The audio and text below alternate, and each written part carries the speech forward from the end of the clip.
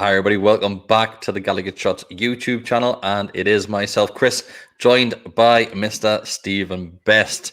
We're here for our instant reaction for that unexpected 2-2 draw against Tottenham Hotspur. We'll have just done a live watch along, so I'm pretty confident that a lot of you would have been watching that. But Bestie, at the start of that live watch along, we went through that starting 11, and we're a little bit confused in regards to the formation that we were going to be expected to be playing, and a few of the players which were dotted around the field. But we did see the returns of Matt Ritchie in that one and Sean Longstaff. I want to start straight away with Matt Ritchie. We said that his presence in that team and being on that field, that you would expect him to drag players through the performance and get that little bit extra out of them. And I think we can confidently saying now that's what we saw today. I think so, yeah. I mean, even beyond his influence as kind of someone who can drag the team up, he played pretty well. He put a really good ball in for the equaliser at the end there. But yeah, he made a big difference, and it was good to have him back. He's the kind of player that when you're in a fight that they're in at the minute to kind of stay up, that you want, because he's a leader. I like Matt Ritchie, and all the more so because of his recent behaviour on the training ground. So, yeah, I think it made a big difference. It was great to have him back. Yeah, it was. And I think I mentioned this during the previous recording. I'm not Ritchie's biggest fan, but I do appreciate what he brings to the team, not just in regards to being a talent on the field and the performances, but just what, like I said earlier, what you would expect from him to do to the rest of the players. Because if a player has a bad performance or let's say backs out of a challenge, you know for fine well Ritchie isn't going to let that stand. Ritchie's going to be screaming to that side of the pitch. I've obviously been at the ground and watched the players train, and Ritchie, even on the training field, he's like that. Poor Paul Dummett was getting it in the neck from the very start in the training, to when the lads went to clock off for the day. But I think his presence today is so a massive improvement in regards to the overall performance in the team. Somebody else, we'll speak about the game in a little bit, but somebody else that had a great game today is Joelinton. And I know there'll be a lot of people watching this and they'll be spitting feathers now, because a lot of fans don't like to give him credit. And right now, us sitting on this podcast and doing this live stream, is we understand that he's not a great player. We know that. And we'll call him out for having bad performances. But when he has a good performance, we'll do exactly the same. We'll give him credit when it's due. And today, for me, he's man of the match. I thought he played really well, yeah. I mean, early on, Newcastle won the ball high up the pitch, which they did a few times. Tottenham were loose at the back, and Newcastle kind of put the pressure on to get in amongst them, and Joelinton had that shot that was straight at Loris. Let's not pretend it was a kind of a scorch out like that, but it was a sign of what we're doing, and something that he contributed to really well. Held the ball up well, got a goal, which, I mean, if he misses that, then you just hook him off straight away, because he's got to score it, but he's there to take the chance, that he's being criticised for not getting in the box enough. And I said during the live stream, he held his position well. The ball comes to Longstaff, and instead of trying to go in the middle, he just kind of holds himself back, lets the defender come across a little bit, and then he puts away nicely. He had a couple of chances. There was one he should have done better with in the second half, towards the end, that he kind of side-footed wide, that he took down really well. And he put the header back across from the Matt Ritchie cross for Longstaff to set up the Joe Willock's equaliser. So yeah, Joelinton doesn't always play very well. I think some of the criticism of him, it's a funny one. I think sometimes he's unfairly criticised. I also think that sometimes people are a little bit too generous with the praise of him. Yeah. There's no middle ground. There's no middle ground with Joelinton. Yeah. You can either, for some reason, Newcastle fans have took it upon themselves where you've got to slag him off every single performance, or you've got to overly praise him. I think both me and you are happily sat in between with Joelinton. When he plays well, fair play. And today he did play very well, I thought. When he plays poorly, you've got to be able to say that he played poorly without... Yeah, definitely. And today was one of those ones where it's as well as he's played, maybe. I think on too few occasions can we sit here and really say, yeah, he was probably man of match today. But I think today him or Marici maybe, probably was. Yeah, and the people might not agree with us, saying that he is man of the match, but you have to remember, like you just said, that he's heavily involved with both goals. He scores the first one, which is a great shot, absolutely fantastic shot. Buries that in the corner, and he headed that back across the box, the 6-yard box, which results. I know it's not an assist for him because it is headed on, then it gets deflected, then comes back out, but heavily involved, and that's what you want from him. We've always said that he lacks getting in the right positions both times today, and more so, like you said, he did miss a chance, but more so, he was in the right positions, and that's all that we're expecting from him. It really is. So yeah, moving on. In regards to the game itself, mate, we were both shocked at, I wouldn't say how well we played, but the improvement that we saw from the Brighton game, which is frustrating in its own right, because we're absolutely shocking against Brighton. Then we're going to a game against Spurs, where you would expect those to be pretty dominant throughout.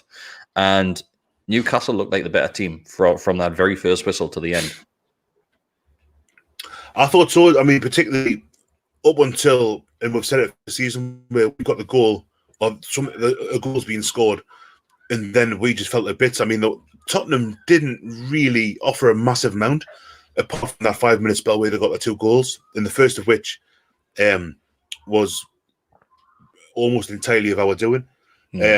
Newcastle looked good today. That again, as I said, they were pressing quite hard. They weren't like, it wasn't gegenpress, it wasn't kind of totally on the first step every time, but they pressed pretty high up and made Tottenham's defence made mistakes, and they made a lot of mistakes at the back.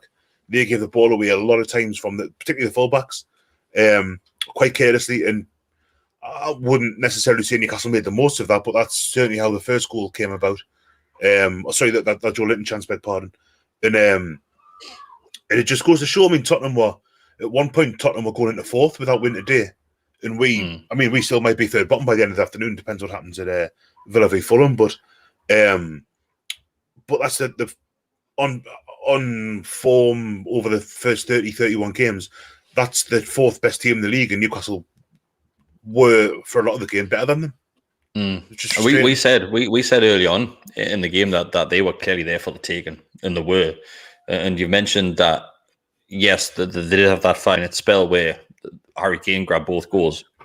Yeah. And the second goal, we were quite concerned in regards to why VAR weren't showing that, because I know it was close, but we looked at that and thought, is it offside? Could that be given as offside? Now, to be honest, I would love to have seen it on screen, just for peace of mind for ourselves to say, yeah, it was definitely onside.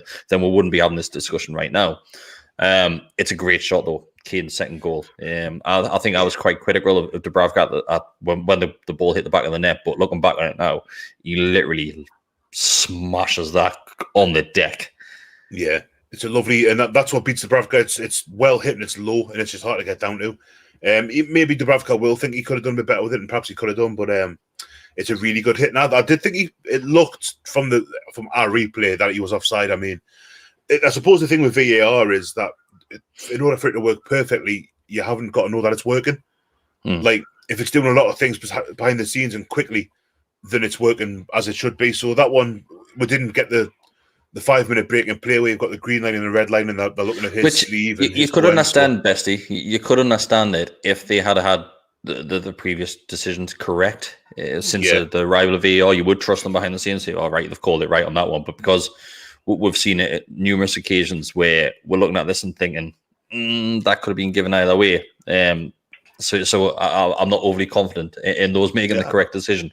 But either way, it was a great shot, a great goal by Kane. First one, though, horrendous by Emil Kraft. He comes in, he's got free run of just smashing that ball. He could have literally took that over outside of St. James's Park and into Lees's Park at some point.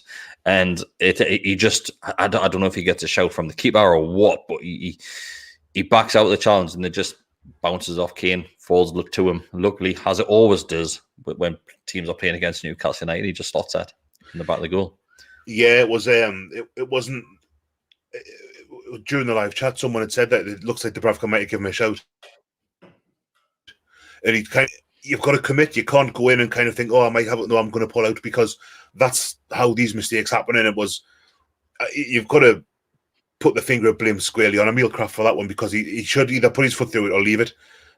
Dilly-dallying and kind of half, he kind of played it off Kane's knee, didn't he? And it was just lucky bounces. Just mate, it's that thing where if that was us, that would ricochet off a player and go out for a goal kick. I like the Dwight Gale one that kind of hit Lewis's leg, hit the post, then went back into his arms. Like it was just, it's one of those things that you've got to be decisive. You've got to make a decision, and he didn't, and it cost him a goal. And you could argue that that was what gave Tottenham the momentum to get a second as well. So without him doing that, do we go in at halftime 1-0 up? I mean, it's hard to say, isn't it, because of how things work. But it was such a damaging moment for Newcastle. I'm not sure if we've completely missed this, but I'm not sure if it's just because the games are back to back today on Sky Sports. I'm not sure if we've seen any comments from Bruce. I might be completely wrong here, but let's take a page out of his book, mate, and let's find some positives from that game, because I do think there are positives, and it's been a long time since we've been able to say that. So I think we need to take advantage of this situation and go through some of the positives. The first one, which I want to mention, is the likes of getting in the right positions and actually attacking the game. We haven't seen it for a number of games now, but there did seem to be some sort of fight in that team, and we've been seeing for a number of weeks now that they look absolutely drained of any sort of dedication and any sort of fight once again in this relegation scrap. But it looked today as if we weren't even in a relegation fight. It looked like today we're sitting comfortable at getting higher in the league. Yeah, that was the kind of performance that you kind of if that happened, if Newcastle were 10th in the play like that today, you'd be happy with the performance, with a point. Obviously, the kind of situation that Newcastle are in and the context that applies means that it's a bit more pressing, and that it is a little bit kind of like you maybe pay more attention to the things that have gone wrong and think, yeah, we've dropped some points there. But yeah, that was, if Newcastle, the old hypothetical thing, if Newcastle played like that all season, there wouldn't be fourth bottom, maybe third bottom going into the next game. They played well. Like I say, they pressed high up the pitch. I had a good few shots. That I think I've seen someone put on Twitter, had 22 shots and the XG was 4, which is whatever people like or don't like about XG. It's a kind of a sign of a team, I've said it before, getting into the positions from which they can score. So there's that's the kind of performance that you watch, or certainly makes me think, if they continue to play like that, then they'll get the points that they need. Yeah, you're right, mate. And we did score 2 goals at the end of the day. They were 2 decent goals, let's be honest. But we had more chances. Dwight Gale had that chance in the first half where it's a great save by Hugo Lloris. Absolutely fantastic save. Dwight Gale should have done better for the second, but I think that the ball comes back to him so quick that it's just lucky from the fact that Lloris just lands on the ball, basically. That could have went anyway. So yeah, we had that chance. And like you mentioned, Joelinton should have done better with one of the chances. He does very, very well, takes the ball down his chest, controls it, and it's just a bit of a piss poor shot. He needs to whack some curl on that and tuck it into the corner, and he just hits and hopes that he's facing goal. But there was plenty, mate. There really was. And there was one point, I'm not sure if it was towards the end of the first half or at the start of the second half, where we're passing the ball around the edge of the box, and I think Longstaff has a chance where he could have a shot. I think Murphy had his chance, and there's a few of them. And we see in that brief, like 5-10 seconds, there's numerous occasions where players can have a shot, and I'm not sure who it is, but somebody just literally smashes it over the bar. I'm not sure who it was in the end. It was Longstaff, I think. It was Longstaff. Yeah. So the signs were there that we can get up the field. They really were. And I'm sat here, and yes, we're sat here in 17th as we speak right now, which could change by the time people listen to this podcast, depending on the Fulham Villa result. But it's improvement which we needed, and that was the biggest point that we needed coming out of this game, wasn't it? Oh yeah, definitely. I mean, when you think about how they performed against Brighton the fortnight ago, and to have that at the start of the international break, and after the Brighton game, people were clamouring for Bruce to go, as they are after pretty much every game these days. I mean, mean, myself included. It feels totally different after this game. It feels, and that's not to say that I think we are definitely going to stay up and everything's going to be great and give him a new contract and all that, but it just feels, I've seen something in that game today that suggests to me that there's enough in the squad, in the players, and how we're set up today to kind of trouble teams. And Tottenham, let's not forget, Tottenham aren't in great form at the minute either. You know, that I know that their fans aren't happy with Jose Mourinho at all, so there's that to factor in as well. But as I say, they are still fourth, or were at one point during the proceedings fourth in the table. So it's not. It's a positive. It is a positive result. If it happens, it's weird how we drew 1-1 at their place early in the season, and it was a dreadful game. We kind of scraped and we got a late penalty. And this one, if you saw how the goal, like if all you've got to the kind of the times of the goals, you think, oh, that could be the same kind of game. But I feel totally different after this one than I did. If we'd played that game, if the game's been the other way around, if this one was the third, fourth game of the season, and the game at Tottenham had just happened now and played out how it did, I would feel far less positive than I do now about it. Well, it was another game against Spurs, wasn't it? Where early on the season, like you said, Spurs dominate the game, control the game. Absolutely. And we are very, very lucky to get anything from that game with the dubious VAR decision giving us a penalty. Yeah. Hits the back of a player's arm when he goes up for a header, if I remember right, or something like that. Eric, if we stay up by 1 point this season, you'll bet if it's Fulham who'll go down, they'll look at that game and go like, robbed, absolutely robbed because of that.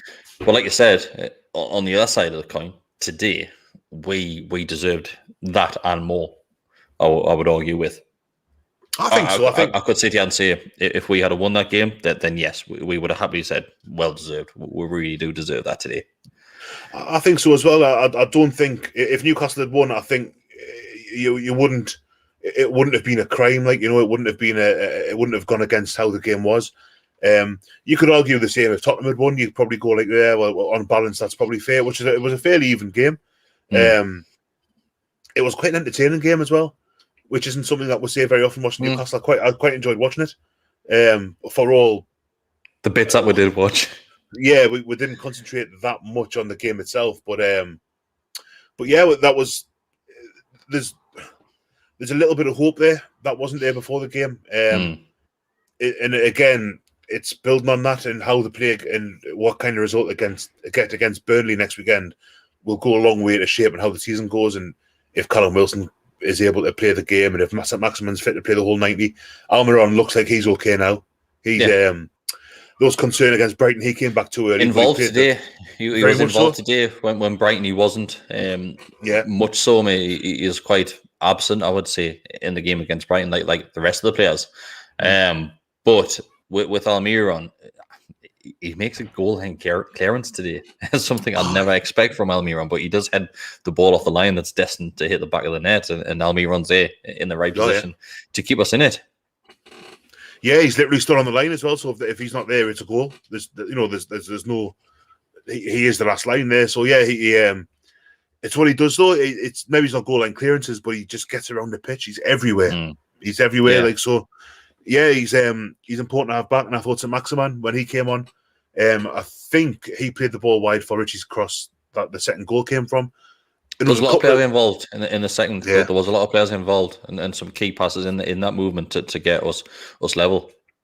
There was a couple of times. There was one a shot that Longstaff pulled wide. That Maximin made for him, and he kind of just held on to the ball long enough to make the space for Longstaff to get into. And yeah, it's promising. That's a kind of performance or the effect that we need him to have. We need him to be making chances because otherwise he's just step overs and a bit of pace, but nothing actually end product wise. So yeah, him coming back, if he can have that kind of effect again with Callum Wilson hopefully being back before too long as well, it could just be enough. Yeah, Fraser being missing because we've heard rumours that he had to self-isolate because obviously he was away, but those are being quashed because other players that are playing in the Scotland team have played today. So we're not quite sure where we stand on that one. If it is fatigue or what, we're not quite sure. So we won't allude to that. But him being missing, it's given the players a chance. And one of the players that I wanted to touch on now is Jacob Murphy. Jacob Murphy, we've said for a little while now that I have saw his glimpses when he has made an appearance that he's looked okay. He has put the ball in decent positions and that he probably deserved another chance.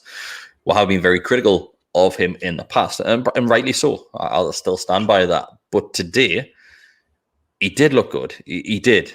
He finds the right places. He finds the spaces, and he does have a decent ball, final ball. Yeah. So it was great to see him getting another chance today. Yeah, he seems to work pretty well as a wing back. You had him obviously on the right and Richie on the left today. And we saw him early in the season playing in that position, and he done all right in that position. And all of a sudden, it just stopped. Yeah, I think it was around the time that Bruce wanted to change his shape and play forward at the back, wasn't he? And obviously, I don't think he'd be great as a straightforward fullback, but getting forward, he did. There was one ball he put in that Rodon, I forget how to pronounce his name, but got cleared, but he hurt himself. But it was a really good ball. It was quick, it was low, it was dangerous. It was in an area that defenders have got to get it right. And he did get it right on this occasion, but it was it was Murphy can be a bit hot and cold, and today was one of his better games. I thought he was all right. Yeah, no, I'm in agreement there. It's another player that today who's done a decent job, as much as what we can ask. So there's been a few comments come in as we've been recording there about Willock done an interview after the game, and Bruce's tactics and the comments that he gave Willock whilst coming on as a substitution were running around and try and score. It worked. Let's be honest, he ran around and he did score, but tactics wise, come on, what's all that about? It's run around and try to score. That's what you say to kids. It's kind of when I start playing five-a-side again, that's what I'll run around, but I'll try and score, and that's it. It's not really. It doesn't fill you with too much hope that there's kind of that he's masterminding. Because I mean, you look at the game today. Richie's back in the team, put the cross in for Joelinton. Longstaff back in the team today with the assist for Willock, who came on off the bench, with some Maximin involved off the bench as well for that goal. So a lot of the changes that were made today and during the game today paid off. It's so you've got to give the credit there, I think. But at the same time, Willock saying that he's been told to get on, run around a bit and try and score. It's not Pep Guardiola. He doesn't fill you full of hope. Let's be honest, does it? Have you ever seen? There was a picture of Paul Ince. I think he was at Blackburn at the time, and he's got one of those pads with the pitch, like the caution pad things. And there's inside one of the boxes, he's just written "shoot," and that's all he's got on his pad. And it feels a little bit like that. Yeah, but we know what we're getting with Bruce, don't we? We know that he's not clued up prior to the game. Never mind in the game. But we'll start wind down and wrap this one up. But it's like we said at the very start. It's a result that we didn't expect. Far from it. I think you said 2-0. I think I said 3-0 at kickoff. So to come out of that with a point and the performance that was saw today, that then there are improvements. We're not shouting this from the rooftops. Far from it. We do realise that we're still heavily involved in a relegation fight. We do realise that. We do realise that we've only got 2 wins and what? 21? 20? 21? 2 and 21, yeah. 2 and 21. So we know we're still in the thick of it. Of course we are. But at the end of the day, we've came out of that game with a point and a decent performance. Okay, the only other thing which you could ask for was 3 points, and nobody expected that. Realistically, I don't think 3 points was... I mean, during the course of the game, there were points where you think, maybe we should win this. But before the game, some people on Twitter were actually saying they fancied to win the day. I never thought it was on. But a point, that was a game that I thought they would lose. So to get a point there and to play the way they did, again, like you say, I'm not getting carried away. I'm not saying, that's it to turn the corner. But there's a little bit of hope there now that wasn't there previously. And how they're going to the game against Burnley next weekend will go a long way, I think, to dictating what happens with the rest of the season. Yeah. So, as I mentioned only 10 minutes ago, that yes, we are currently recording this whilst Fulham play Villa, and I'm watching it on the TV now, and Fulham are dominating. I'm not going to lie. Fulham are dominating this game. They've had a few chances already. So you could be listening to this right now, and Newcastle United could be sat in 18th position on goal difference, which makes that game against Burnley even more important. Yeah. But like we said so many times, mate, it's not necessarily the performance on the day, it's the performance which follows. So we have to take this right now and what we've done today into that game next Sunday against Burnley. And we need that and more. We need to come out with that with 3 points. Absolutely. Something that's happened in since they came back up from the Championship in 2017 was that Newcastle always did well against the teams around them. And that hasn't been the case this season. And that's a big reason, as far as I'm concerned, as to why they're in the position that they're in. So, I mean, you don't want to be relying on other teams, but that's where we are. So, Fulham have started picking points up again. And I've just had a look at the stats of the Villa game here, and they are on top by the looks of things. Like, so there's definite concern there. I mean, it's just a stat on there. Fulham haven't lost in the last 8 away games.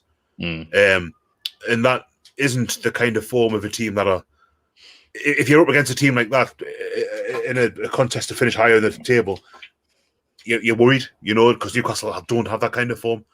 So that's it's all about that next game. It's huge, because if they revert the type, if they do what they did against Brighton, then they're in huge trouble, I think. And if they do drop in the bottom 3, it might be a mental thing. If you drop in the bottom 3, the important thing is to get back out immediately at the first time of asking, because otherwise you're relying, if you're third bottom, let's say, with poorer goal difference than Fulham, you lose next week and they win next week, then that becomes 3 points with goal difference, and that you need snookered from that point. So what we've got left now? Is it 8 games left? Is it 8 games left now? It is 8 games, yeah. So you don't want to. I'll say it now. You don't want to be going into the last 5 games in the relegation zone, because that's when it starts getting really, really serious. We like I said, we could drop in the relegation zone right now today, but you'd hope against Burnley you may see yourself climb back out of it.